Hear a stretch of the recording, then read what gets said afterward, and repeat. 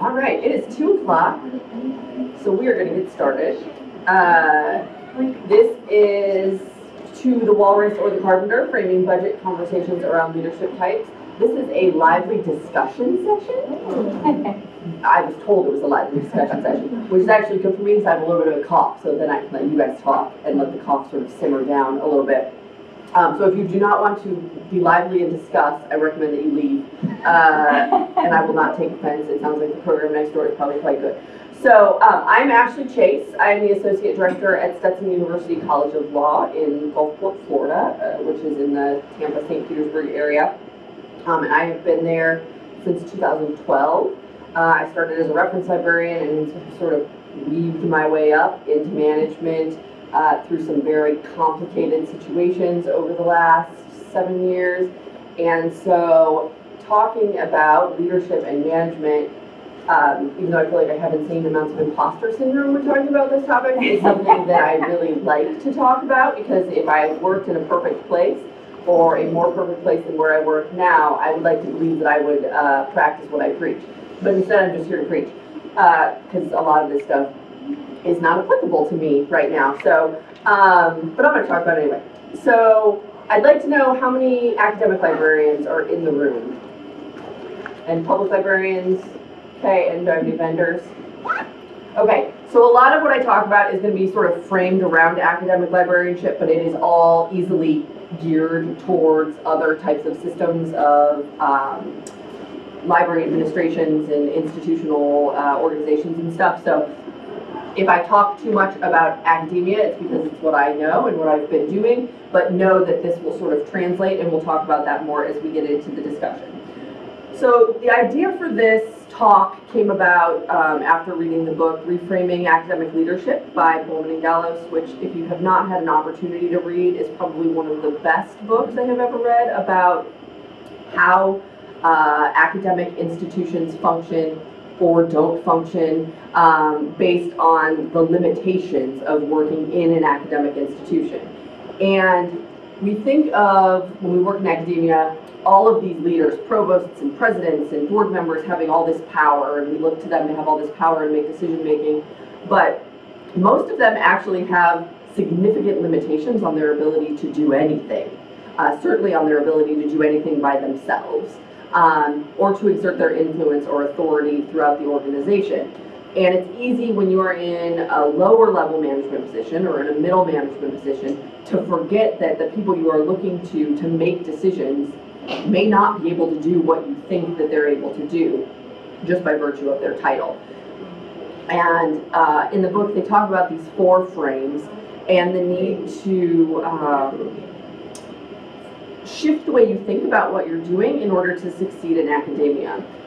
They offer some unique perspectives for understanding the academy, right, which is a word that makes me throw up in my mouth, the academy, but their ideas are applicable to all libraries. We as librarians, as those who are talking about our budgets, need to be able to reframe what we're doing through the eyes of those to whom we are talking about our budgets. Because there are these different lenses and things that people bring to conversations that we can't possibly understand as librarians, because we don't work at that top level of library administration. And we need to be ready to approach our conversations about budgets and administration with optimism, confidence, and clarity of purpose. But that can be really hard to do when you feel like all you're doing is fighting, right? And I know I've walked into budget conversations that I thought were going to be really easy and found a brick wall because I wasn't prepared for a change in administration that was thinking about things differently, or a new personality suddenly in the room who I didn't think had anything to do with the budget suddenly calling all of the shots. So we're going to talk about that a little bit today. So what are these 4 frames that we're going to talk about? You'll see them up here, excuse me. There's the human resources, the politician, the structural, and the symbolic.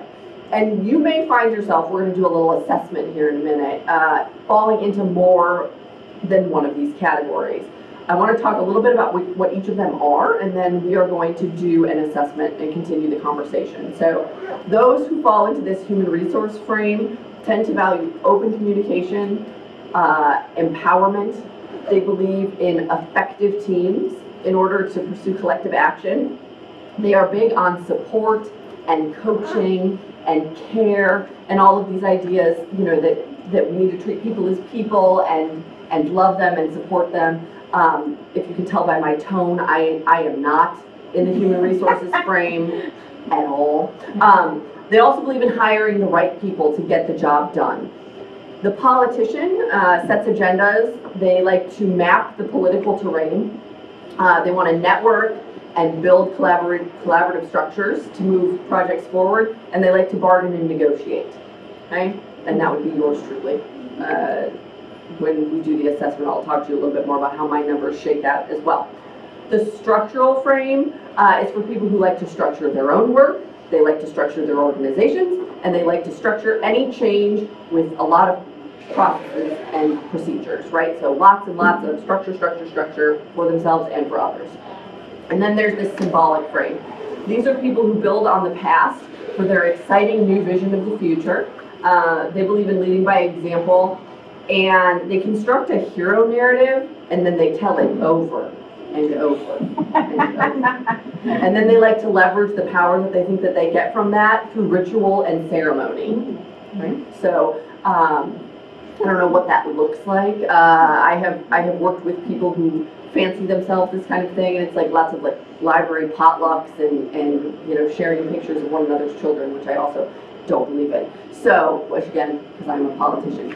So, which frame best describes you? So we're going to hand these out. These are the little assessments. I brought a ton of them because the skid said that there were going to be 50 people here, and there are not.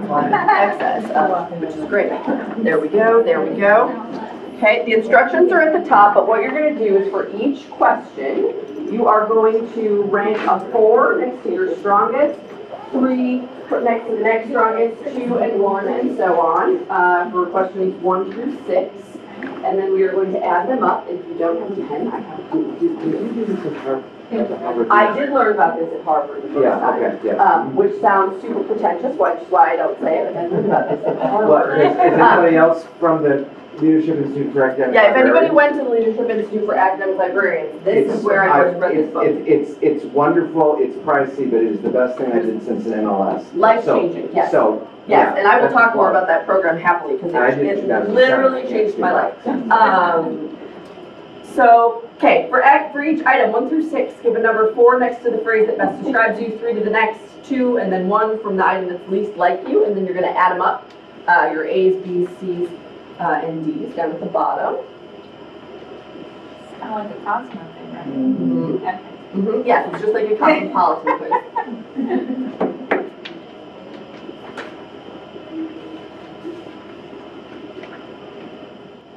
Okay, once you're done ranking yourself, you're going to add all of your A's together. Those are going to go in the ST. All of your B's, your total for B will be in HR. Your total for C will be in PL. And your total for D will be in SY. Okay, once you're done with that, what you're going to do is flip the paper over and chart where you are. You don't have to chart where you are. You can see which numbers are the highest to know where you fall.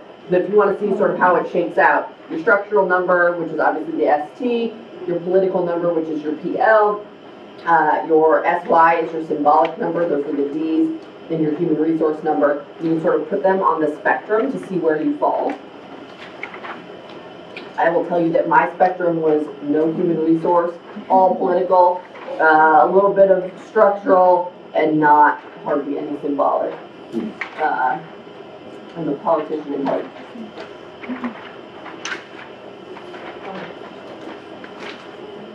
Okay. And the reason why I wanted to do this after learning about this at the Leadership Institute at Harvard is because for me, this took its most concrete form in having budget conversations. Because I had a dean, our previous dean, who was, well, let me start back up. When I started at Stetson, we had an interim dean, and he was trying to cut the budget, and he said, can't you just cut the catalog? It was, for him, he looked at numbers on a page, he saw that our innovative budget was, as innovative budgets are, and that's what he wanted to cut. That was the thing that made the most sense. And at that time, I didn't understand why that would even enter his mind. And I think had I gone in like prepared to say, okay, I'm going in with a person who understands nothing. For him, this was a process. Cutting the budget was a structural process. I would have been better prepared to handle that particular conversation instead of taking him in my office and saying, this is a catalog. Here's why we do what we do. So, you know, we have interactions with those that are in administration every day, and sometimes this stuff just doesn't matter, right? Like you see the dean when you're out to get coffee, and it just doesn't matter what frame he or she is in that very moment because they're just grabbing coffee. But if you sort of know that that interaction may feed something else based on how they're interacting with the institution and the people around them, it can be really helpful as you move forward. So where are my human resource people at? There's always a couple. I have a friend who works at Boston University, and she is all human resources, so she is the yin to my yang. And when I need somebody to talk me off the ledge when somebody cries in my office, she's usually who I call because she's like, remember, your employees are people. I'm like, oh, right, about that. So that's great. Who are my political people? Yeah, awesome. Symbolic. I knew it. I knew it, Lindsay. And structural. Okay. I'm curious, just out of curiosity, how many of you who fall in the structural realm would identify as technical services librarians? Okay, just curious. Just curious. Okay, so let's talk a little bit more about these frames. Let me back up. Do you think that the frame that you fell into, based on what I said initially, do you think that it adequately identifies you? Like, do you feel like it fits you? Why not? Well, you know, what I've understood from this is that, in a sense, these 4 frames are like pinball pillars. That is, the ball rolls all over during the day, and it's going to hit all 4 pillars. You've got to be able to do all 4 of these to some extent, but it's going to hit some more than others. So, I mean, I know I would really dispute your characterization of the symbolic, but I know that when I have an idea, I need to run it past a particular structural person that I have. You know, I know that I need to listen to the political person in my shop. So it's a matter of tendencies more than identities. Right, but for some of us, I think that it is an identity, right? So Okay. you may see it as not as, right? But I will tell you, I do not have a human resources tendency in my body. That is something that I have had to work very, very hard on, and it does not come naturally, and there's no ball that pings it, right? Unless in a pinball machine, there's just not, because that's not how I'm wired. So I think for some of us, it is, we have all of these, right? But for some of us, it's about recognizing that we don't have all of them, and so how do we move forward in our jobs to make sure that we're aware of that and relying on others to sort of fill those voids. Lindsay, did you have a thought? Yeah, I was just going to say, when we did, I love all of the sort of office astrology options, right? So we did disc, right? High I, high D, right? Like here it's high politician, right? High sim, like there are all these overlaps, right? And I have, like you said, like use this as my finding my blind spots, right? And knowing like the muscles I need to work out because it's not a thing that comes to me naturally, right? And also checking the sort of impulses toward the grandiose that I know are associated with my strengths. Yeah, and I think, yes. Oh, I was just to build on what you were saying, so because I do so much of the HR sorts of things in my daily job, I have become good at it, but that's not where I fell when doing this test. So definitely I can see where it's the tendency versus maybe what you have to do or what you have learned to do. Yeah. And then kind of jump on Lindsay's comment about identifying your blind spots, like how to flex personally when you have to, like when I meet a structural person, how do I have to flex their structural kind of like things, or like when I have to do the HR stuff. And I was trained on it from a retail service point that it's like, oh, it's okay to fake your way through this a little bit, and like not feel incredibly genuine, but leave the person feeling like they've been validated a little bit. Right, right. So I like, Lindsay, you referred to it as a muscle. So my 3-year-old actually came home from preschool yesterday and told me that they taught her in PE yesterday that kindness is a muscle, and that she has to exercise it in order to be a kind person. And I liked that for this today, right? Like you have, these are your 4 leadership muscles, and you have to be willing to exercise them when the time is right for each of them. And we need to recognize that other people will be exercising their muscles at any given point in time so that we can sort of see how we need to approach them in any given moment, and what do we do to recognize that other people are exercising other muscles at the same time. So let's go into a little bit more depth about what these look like. Those are harder to read than they are on my computer, so I apologize. So this human resources frame, I mentioned before that they emphasize the importance of people, right? I will say that despite the fact that I don't identify as a human resources person, I know that my people are the most valuable people in the library. I will say that I think that because our budget has been sliced so significantly that I can't pinpoint something else that is now our most valuable thing in the library, which makes me sound like kind of an asshole, which is probably why I fall into that politician thing. But it's true, right? Like there are times when I will be able to recognize things that are people-oriented, that otherwise normally wouldn't feel good to me, that wouldn't be things that I would focus on, but I know that I need to. So when it comes time to advocate for raises for the people in my department, I can turn that on, right? And I've learned to do that because you have to during raise time to say, you know, these are the reason that people are important. Human resources people understand the fit between people and organizations, right? So how do people fit in your organization to make the library work? They value coaching, participation, motivation, teamwork, and interpersonal relationships. And they believe that good leaders are facilitators and participative managers who support and empower others. So, if you have somebody in your organization who makes budgetary decisions for your library, and they are a human resources person, how do you frame that conversation to make them understand what you're asking for? Well, I would really emphasize that we could not function without the proper team framework. I mean, this is exactly how we have to operate, and if you take a piece out of this, the team falls apart. But what if you are not advocating for team members? What if you're advocating for stuff with somebody who is a human resources person? Students and faculty, Yes. all the way. Yes. That's who you're doing Student everything success. for. It's all about the students, it's all about the faculty. Good. Any other ideas? That's definitely a learned behavior for me. What's that? That's definitely a learned behavior for Yeah. me. I would say the flip of that is don't emphasize how it's going to save staff time unless you Right. can reframe it to how that's a benefit to the Right. students. And Free staff for more student interaction or something. That's good. Yep. Other ideas? For me, one of the parts of this is this participative manager idea where if I have more money to do X, Y, or Z, it will free me up to learn more management skills so that I can better manage my people along with the really great managers on campus.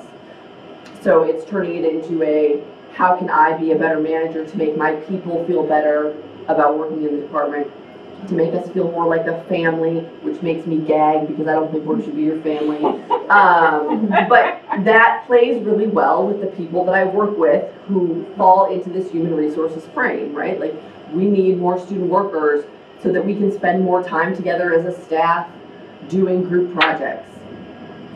I don't believe that, but it plays really well with the people who run HR and who want us to use student workers. And so that has worked really well for me. So I think, yeah, the idea that it's not freeing up staff time, it's giving staff time to do more things, work together more, be more well-rounded people. We were asked recently to allow our staff to free up to 4 hours of their day to go to on-campus professional development opportunities. And our staff has been cut 50% in the last 5 years. And so my head just about exploded. But it was identified as an institutional priority. And so I tried to turn on my human resources brain and find a way to get people to do that, which involved me sitting at the circ desk, which was actually kind of fun, and doing things that I don't normally do. But it took me a while to get there, because I just can't fathom a world in which taking staff away for 4 hours at a time is a good idea. But it was an institutional priority. Yes, Can I ask you what kind of training they wanted people to go to? There were communication seminars, there were IT That seminars, would be helpful there for were, most people. yeah, there were leadership seminars. Some of them were really good. I had the opportunity to go to one of them, and it was on wellness, right? Like this idea of being a well person at work, which I know is a big thing for all of us. And I was, at the time, 9 months pregnant, ready to be done, and visibly uncomfortable, right? And so I'm in this thing on communication and wellness that the institution told me was a priority for the managers on campus to go to, and I'm shifting in my seat, and I'm all uncomfortable, and the facilitator said, "You look like you don't want to be here."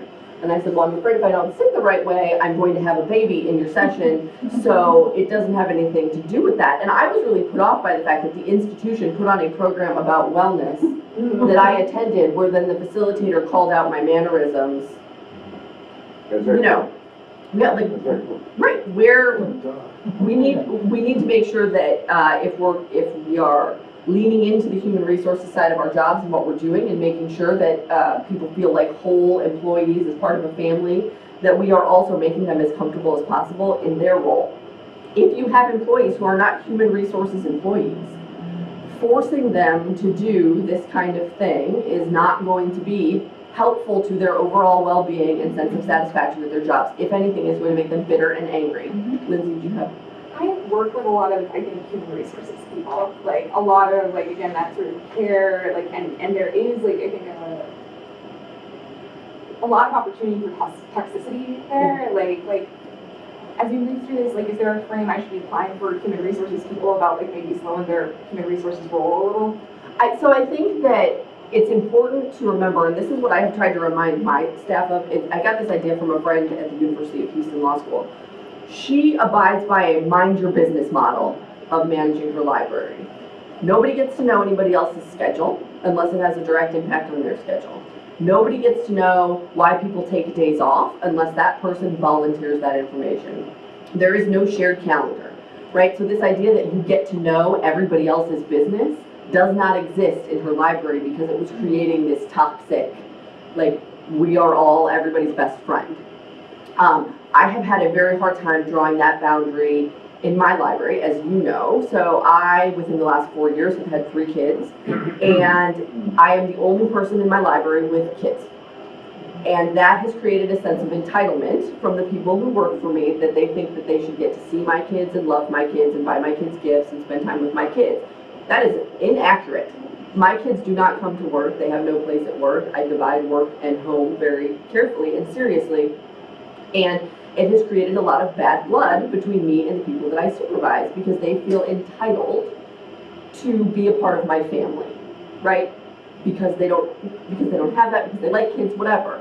But that is a point when I will not turn on my human resources frame. I am not willing to bend to turn into the kind of manager who does something differently than I believe in at my core, right? And so that's important too, to make sure that you remind people that they are each individual people, and that not everybody sees everything the way that they do, right? Now, how that extends to budget conversations, I don't know. But I do believe that at my core for management, right? And it was, her name's Amanda Watson who said it, mind your business, and we'll all get along just fine.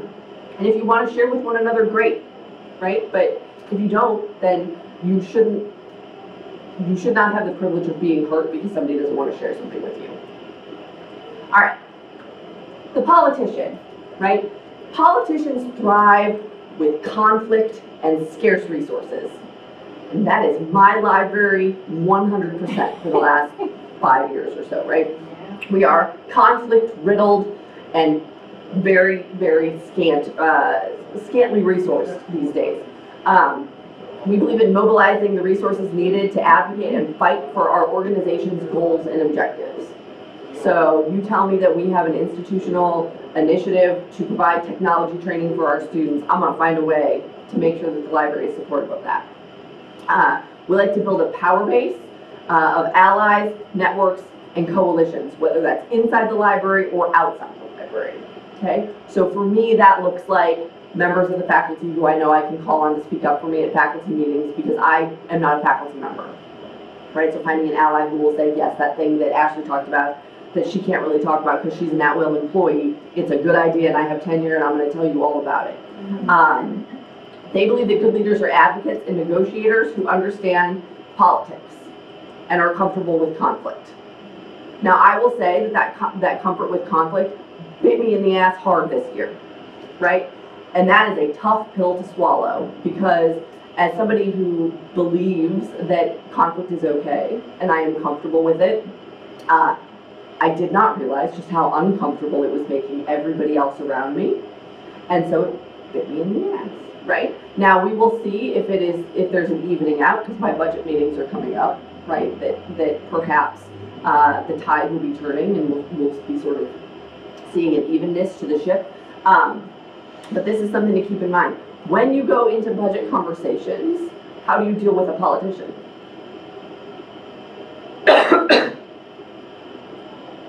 Find out what they want. Find out what they want. Find out who can speak to them that's not you, right? So find their allies, find their coalition, find their supportive base, and start working those people, right? It's like being a lobbyist. Debbie hates it. I hate having to work out. I love it. I love it. Well, I mean, an important part of the political model, though, is that in political processes also produce results. Absolutely. They produce covenants or agreements that go forward. And, maybe we're surrounded these days by political systems that don't work hardly at all. But ideally, you are able to come to some negotiated settlement where people are getting enough of what they want. Right. That people walk away satisfied that they could do worse. Let's put it that way. Absolutely. And in a perfect world, that's the way it works, right? And so, it's really important not only to identify what they want, but to try and figure out what they're willing to settle for, what is truly non-negotiable versus what is reluctantly negotiable. Well, and across the board, right? What is anybody's bottom line? And how are you going to get them there or above, depending on what's going on, I think is really important.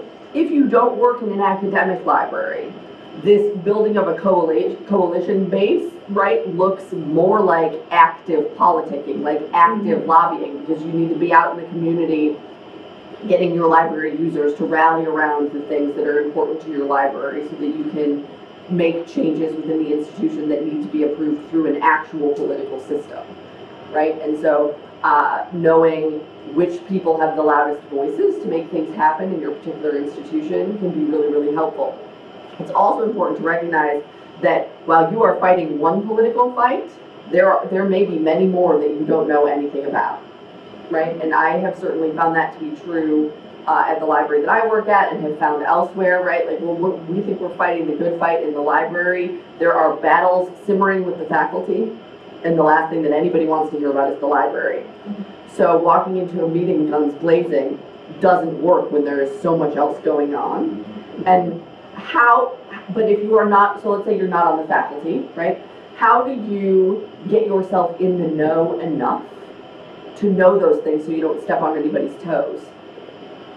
And I think that's harder in a bigger institution. Stetson Law School is very small, right? We only have 35 faculty members, so we're talking about a very small shop. How do you do that in a bigger institution?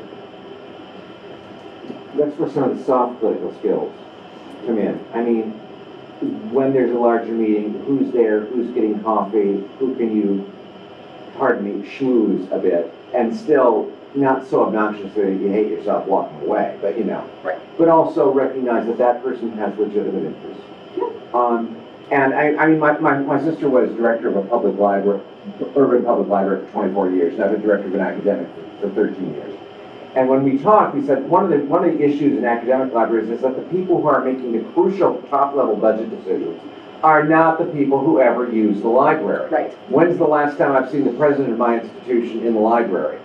Like never. Right. But in a public library, there are the friends organizations out there, and they can begin to convince the people who are actually going to be taxed to pay for it that they should pay for it. So to a certain extent, the people who are paying are at least eligible to get the services, and many of them actually use it. Right. So it's a very different model, and you achieve results by appealing to different bases. For me, working in a law library, I'm a member of the Florida Bar. I can get a long way by shaking hands and kissing babies at meetings with attorneys, because the attorneys are the ones who are being tapped to come in and speak on campus. They're the ones who are being tapped to work on alumni boards, right? We have a huge alumni base. They're the ones who are being tapped regularly for donations. And so by working people who you wouldn't even think of as being library users, they're the ones who are impacting what the community thinks of the library, and therefore what the dean thinks of the library, in our case. We were really fortunate. So Debbie works at our undergraduate library in DeLand, and we had a very pro-library provost for a long time. And it was great, because I remember having conversations with her at this very conference about, she spoke at this conference, yeah, the first year I ever came. She was the keynote. And it was wonderful. And I thought, this is incredible. I work in a place that, you know, values libraries so highly that our provost is speaking about how wonderful libraries are. And our current provost is a lovely human being, but I don't think he's a big library guy, right? Like, not a library guy. And so how do we take that energy? Like, I got a lot of energy from our previous provost and what she thought of libraries. How do you channel that energy to somebody else to get them to understand what it is that you're doing for somebody who doesn't come to the library? Okay? So, Yes. I have a couple of thoughts on that. I ranked pretty high in structural as well as political. I am not an aggressive person at all. I don't mind a fight. I can take on any HR problem that comes along, but that's just not my role. What I have found, we did a reorg and I was promoted to an assistant director position. So there's no room in the director's suite for me to sit, so I still sit in my old office. And I find that just by having a different place I sit, people are more open to talking with me than they are to the director and the associate director. And I have found my role has actually been to coach liaison librarians and staff about, hey, when you hear these things on campus, let us know. The director needs to know these things. And we kind of teach them, you know, these are in buckets where this is, you know, a crisis, or this is going to play into how we promote our budget. And I found that, for me, is very political, but I consider that a support role to the director, who I think is a politician.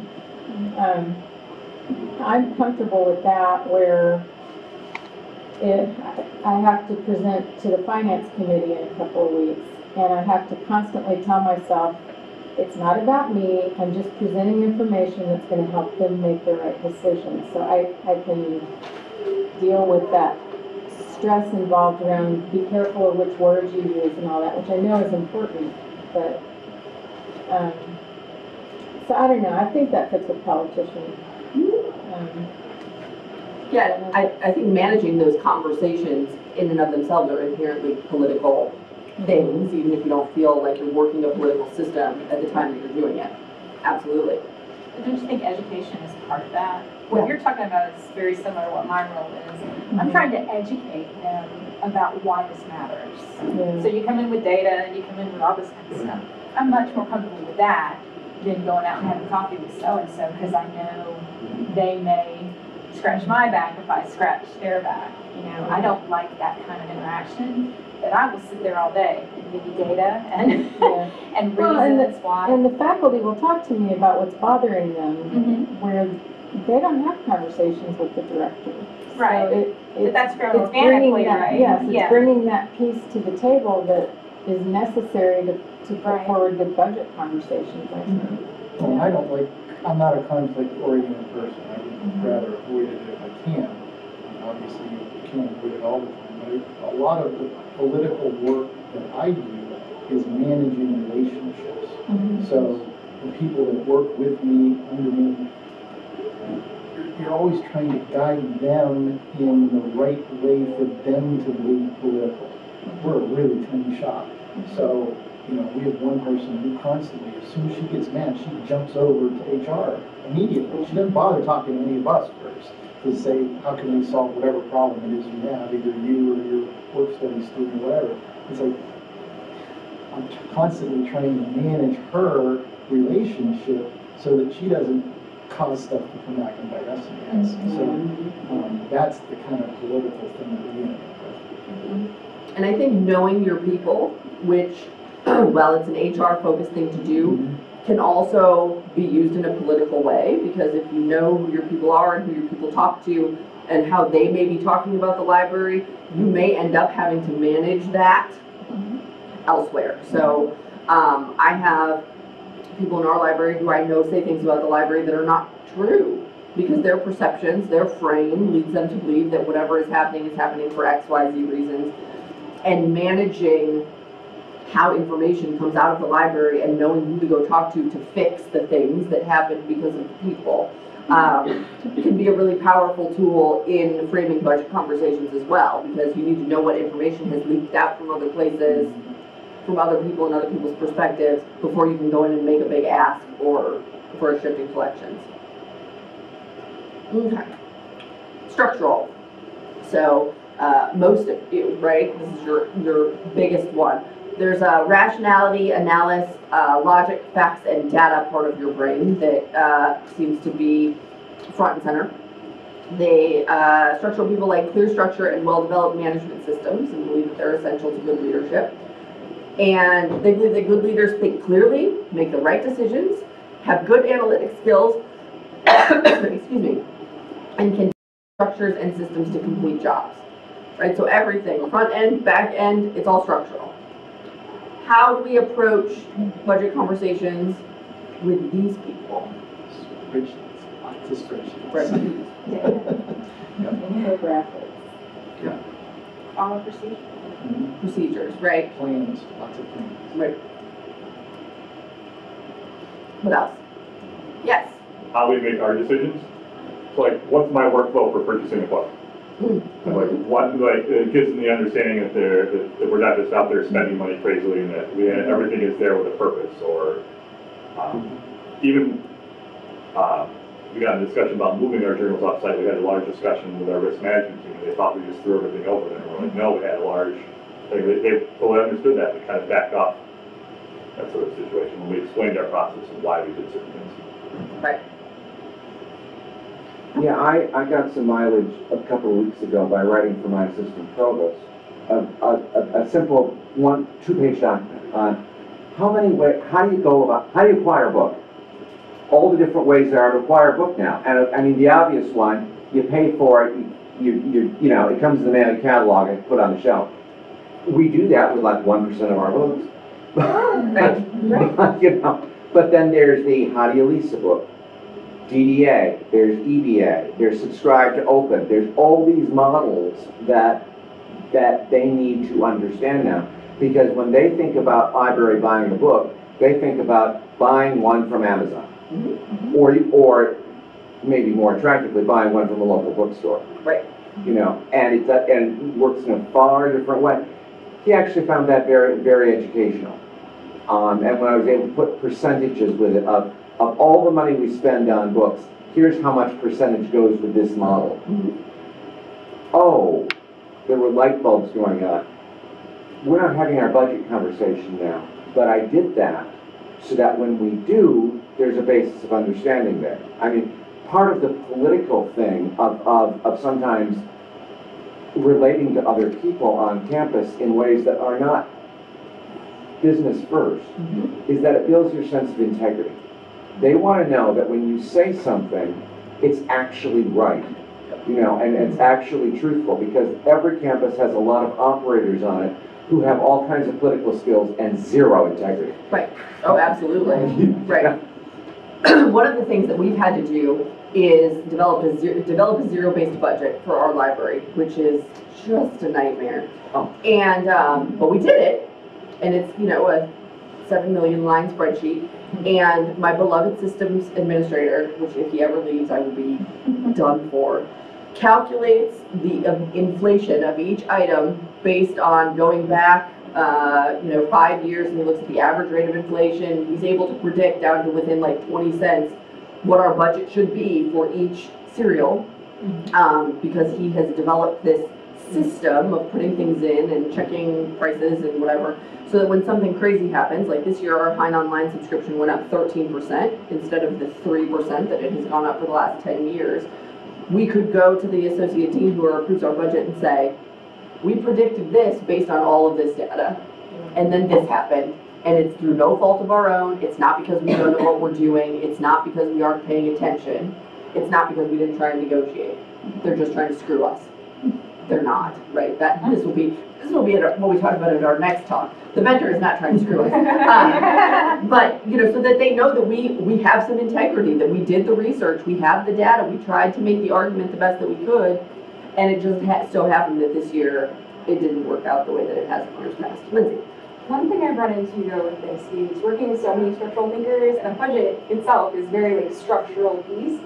Sometimes they expect the logic of their argument to win the day in political situations, and it's very challenging to communicate back why it didn't count, right?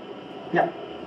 So we have a lot of human resources faculty on campus, like human resource oriented faculty on campus, who wanted us to buy these study aids for our students, right? We had them for a while, we had to cancel them because of budget cuts, to the tune of $54,000 a year, which for us is a significant amount of money.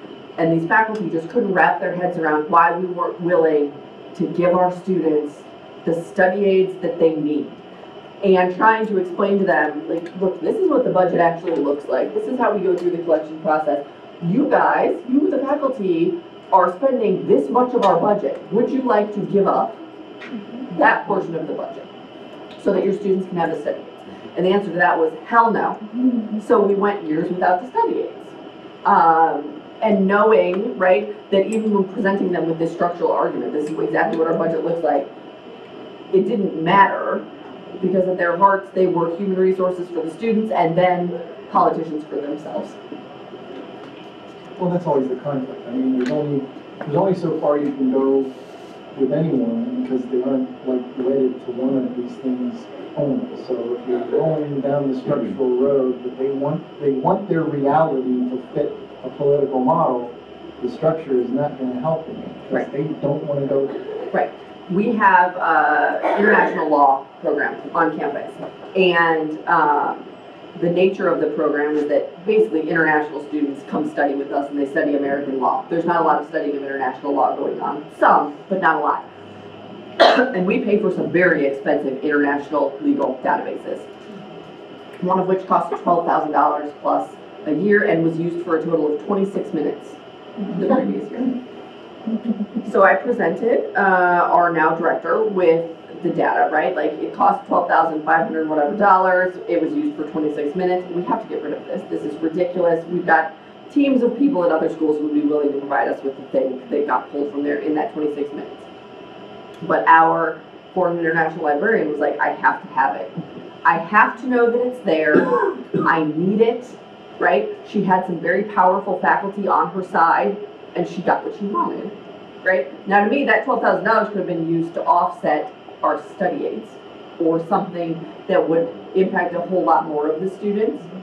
And I tried to make that touchy-feely human resources argument, and it didn't work because there was one person with the right connections calling the shots. So I used my structural frame, I tried to use my HR frame, right? And it didn't matter because the politics in that particular piece were too strong. And last but not least, I'm going to start calling these the Lindsays. Symbolic, right? They like to provide vision and inspiration, rely on their personal charisma and flair for drama to get people excited and committed. And they believe that good leaders are prophets and visionaries who use symbols, tell stories, and frame experiences in ways that give people hope and meaning.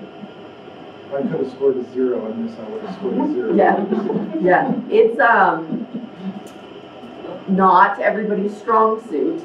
And I find that in my experience, it seems like libraries generally tend to attract a lot of structural people and a lot of symbolic people, because there are a lot of people who believe so profoundly in what we do, right? We are essentially God's gift to knowledge, and without us, nobody would ever know anything, right? Because librarians are the greatest people to have ever existed on the planet.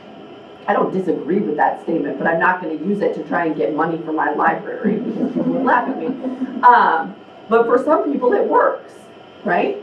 So, do any of you work with people who thrive on the symbolic? Let's talk to me about that, because what's that? It's painful, because, I mean, I'm an intensely practical person, and I think most of the people that do these kinds of things are trying to achieve an end, and to me, it's like, where are you going with this, right? You know, and I actually told my provost not too long ago, I said, I am not a grand visionary. I am not going to sit in my office and think grand thoughts.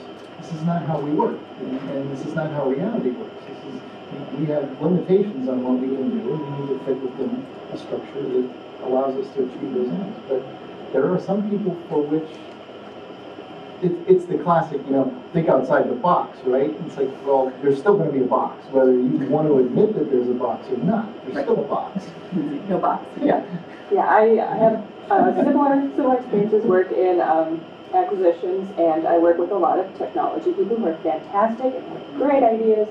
And I'm the killjoy in the room who's like, yes, but, yes, but, yes, but. And luckily, you know, the person I report to is also a yes, but person. So, you know, we have a coalition right there. There's some politics for you.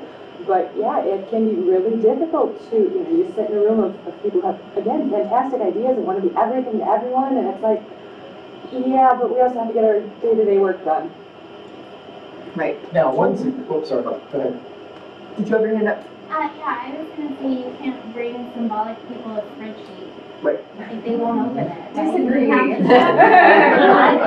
accompany it with a story. No, I love a spreadsheet. So one thing I'll say about this, and I know that I'm unlikely in all of this, but I do think that this is something you should keep in mind, like when you're talking to symbolic people and seeking to lead symbolic people, is that part of what drives me to think this way is that I don't think that what we're in right now is sustainable in the long term, right? So sitting in the box to me feels like dying. It feels like the end of all relevance for our profession, right? And so it's doing the day-to-day is what I think is going to grind us to a halt. So when you sort of think about how you're presenting this and your logical argument around the way we've always done things, I think that you also need to keep in mind that it can be that, and it's, you know, like it's not going to happen tomorrow, you guys, but like in the long term, with what's happening in higher ed, 50% cuts to academic budgets, right, looking at library budgets first for all of this, I think that that's where actually we're seeing the rise of symbolic thinking in libraries. Go ahead. I'm sorry. You, and then in the back. Sorry. I just want to give a different perspective on this, because I became a university librarian not intending to, because my direct supervisor, who was a university librarian, had issues for which she was quickly escorted off campus, let's say. Oh, I'm familiar with that. So, so there I was with a deeply divided staff and not really expecting to be in this role. And I'm very much the symbolic thinker, so I needed to develop those other muscles, which was hard and good at the same time. But the way I do this is I don't sit in my office and think great thoughts. I continually ask them, what is the mission of the library? I'm asking this both of people inside the library and people outside the library. What is the mission of the library? And placing it there allows me to say, okay, we have data. I do open spreadsheets, in fact. But our data doesn't do justice to our story, you know. And I used to disdain when individuals on campus, students or faculty, would say, oh, I love the library, et cetera, et cetera. I don't anymore. Instead, I tease them out. What's that positive thing that you think of there? Why do you like that? You know, what are you identifying with? Those stories are, in fact, very powerful, and it can build a coalition, back to your political, to move the needle with a very, very structurally oriented senior staff. Yep. Because exactly, when we're inside the box of the past, we're going to be losing relevance for the future. But when people say, I love the library, because they're really saying something important about themselves. And so, you know, it's then helpful to ask them, what's the mission of the library? How does that inform that? Where is our story in the midst of all those numbers? Sorry. Yeah, no, that's great. So, kind of counteract what Lydia said, she's like, I do open the spreadsheets. I had in my former institution, we had a very symbolic leader who would have all these grand ideas, say, let's do this, and then the next day, let's do this, let's do this. And we kind of counteracted that by saying, we can do this, it's kind of to your point of what do you want to give up? And we say, like, here's the budget numbers, do you have $500,000 to do this? Are you willing to take that hit? And that kind of was like the ego check for that person to say, oh, actually, no, I don't want to take that. We're like, we can do whatever you want, we're willing to follow you. But you have to be able, there's like a certain accountability that kind of came into play that really helped. My structural work kind of helped provide that accountability. Say, we can't do that. And then also the biggest part that kind of saved us was that legally, some of the stuff they wanted to do couldn't be done. Well, that's always important. Thanks to Irish licensing agreements from our vendors. So there was that as well. But like those were the foundational things that couldn't be shifted. Right, lawyers always get in the way. Oh, go ahead, Deb. I mean, this kind of merges into the political. I mean, I am not a rah-rah person, so we're kind of making the distinction between thinking Rand bots and whatever. I understand the mission and vision issue, but I veer that towards the political because, like, we do our annual report, and our annual report is now a marketing piece. We want to really pitch stories about how the library helps people and how wonderful things are. It's not my muscle, but I stretch it. But I found what's useful is when I'm hiring for a position, I hire somebody that is like this. I don't have this muscle. I cannot think in those terms. If I've got somebody around that can think in those terms, that can apply, kind of be my translator, that's what's worked. I'm interested in how many people scored highly in structural and symbolic. Oh, that's interesting. Any schizophrenia people? Well, I'm like literally off the chart in structural, but I'm about halfway there in symbolic. And the things you guys are saying, it's very interesting to me. I recently completed a master's in arts administration, which to me taught me how to run a nonprofit. What you're talking about, keeping it mission centered, is running a nonprofit and what is higher ed, but a giant nonprofit. But to be able to tell a story that the structure is telling you is really important. Having that charisma, being able to tell that story, being able to listen to the story from other people, those two things are kind of an interesting combination. And if you don't have it personally, that's a great way to get it, to go find somebody that's strong in that. I applied for a job recently, and during my presentation, I talked a lot about using, I didn't talk about it in terms of the frames, right, but using my political frame to go out and raise money with our symbolic donor base, right? We are the oldest law school in Florida. You better believe that a lot of our alums take that and just, think that that is the most important, they are Stetson lawyers, and that means something. And knowing, my husband is a practicing attorney, he runs into Stetson lawyers all the time, and he's like, it's one of the first things out of their mouth, I'm a Stetson lawyer. And I was like, I know how to work with that to raise money for the library, because you know where those Stetson lawyers turn when they can't figure out what they're doing for their research? They still call the library. And I can use that, right? That was a big part of my presentation to try and get this job was, I can go schmooze the bar, I can use my political connections to schmooze all of these symbolic people who believe that being a Stetson lawyer is like the end all and be all, even though I can't imagine feeling that way about my law school, because I don't feel that way about my law school. But other people do, and knowing that, right, and knowing how to work that, I think, could be really meaningful, especially in a fundraising, from a fundraising perspective. But that's a combination. It is. It's all about the combination. You can't be just one, right? Right. That's what you're trying to tell us. Yes. Yeah. Well, to go back, you were asking if anybody else scored on symbolic. I'm about halfway there. Right. So, like, mine is really kind of like, I don't want to stay in the box forever, saying, like, the people who are like, well, we've always done it this way, that just drives me absolutely batty. So my big idea is like, I'll have an idea and then I just kind of throw it out there. I work in like a team environment kind of thing, so I throw it out there to my team and they're like, that's a good idea. So I just sort of stick it on the roadmap as like, let's work on this. So not like, we need to give up, $500,000 this year or whatever, but like, this is a really good idea. Let's put this on our map of things that we want to do. So I just sort of stick that, I guess, in my structural thing for later. Yeah. Yeah. That's great. We call it throwing spaghetti at the wall. What sticks? To build off of that, so I am someone who's structural political. And so I'm all strategy. And so I'm like, okay, taking those sorts of things and then building roadmap, how do we get there? Who do we talk to? Who do we need to keep in the loop?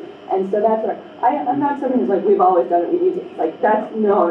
Again, we will not get anywhere and we need to go places. But how do we get there? What is the mechanism through which to hold the mission?